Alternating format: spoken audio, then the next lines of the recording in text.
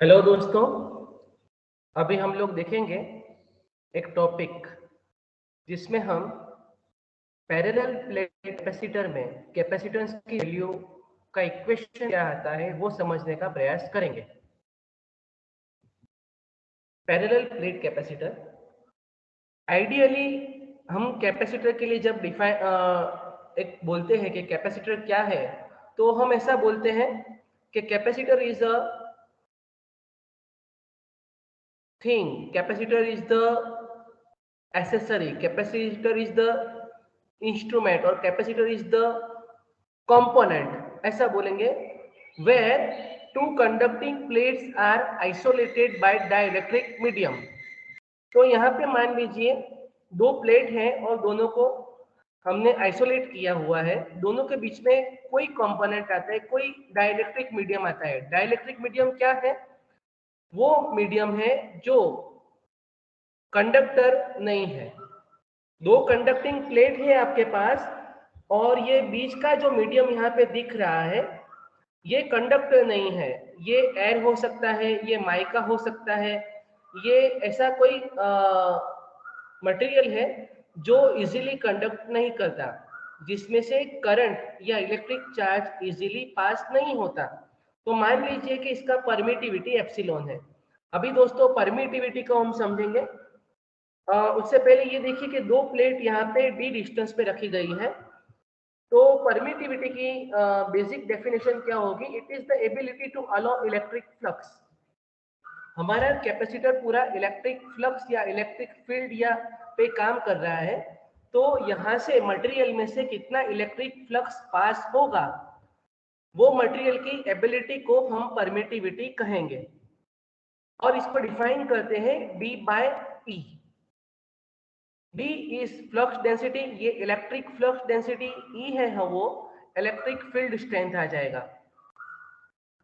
आप magnetic circuit पढ़ोगे तो B is equal to phi by A आएगा, यहाँ पे D आएगा तो D इज हमारा इलेक्ट्रिक फ्लक्स डेंसिटी होगा। अभी एप्सिलॉन को समझते हैं। जो परमिटिविटी है that means ability of the material to allow electric flux. कोई भी मटेरियल में ऐसी क्षमता कि वो इलेक्ट्रिक फ्लक्स को खुद में से कितना पास होने देती है, उसको हम परमिटिविटी कहेंगे। तो एब्सोल्यूट परमिटिविटी को एप्सिलॉन जीरो एप्सिलॉन आर कहा जाता है। जीरो दैट मीन्स एयर, जिसको हम शून्यावकाश कहेंगे, तो उसको परमिटिविटी ऑफ द एयर कहेंगे। जो एयर है उसका परमिटिविटी ऑलरेडी उसका नंबर डिफाइन है 8.854 इंटू 10⁻⁻12 फैरेड पर मीटर। ऐसा भी बोलोगे 8.854 पिकोफैरेड। और एप्सिलॉन आर अगर कोई दूसरा मटेरियल जो एयर नहीं है उसका रिलेटिव परमिटिविटी आपको मिलेगा तो उसको ई आर कहा जाता है। ठीक है, तो ये एब्सोल्यूट परमिटिविटी आपको डिफाइन होगा। Absolute permittivity is equal to epsilon zero into epsilon R. तो ये आपका परमिटिविटी। अभी हमको क्या करना है, यहाँ पे इस पोजीशन में कैपेसिटेंस के लिए फॉर्मूला डिराइव करना है। तो हमने देखा परमिटिविटी क्या है, आगे बढ़ते हैं। ए हमारा जो प्लेट है इसका एरिया ले लो, जो ओवरलैपिंग एरिया है साई, ये साई का सिंबल है दोस्तों। इलेक्ट्रिक फ्लक्स में साई है, मैग्नेटिक फ्लक्स हम लोग फाई लिखते हैं। तो इलेक्ट्रिक फील्ड स्ट्रेंथ या electric flux through the plate, ये प्लेट में से कितना इलेक्ट्रिक फ्लक्स अलाउ होगा, जिसको हम चार्ज भी कह सकते हैं। Ultimately electric flux is the charge Q. तो electric flux density capital D is equal to psi by A, तो उसको हम क्यू बाय ए लिखेंगे, कूलम पर मीटर स्क्वायर, क्योंकि क्यू का जो यूनिट है वो कूलम रहेगा।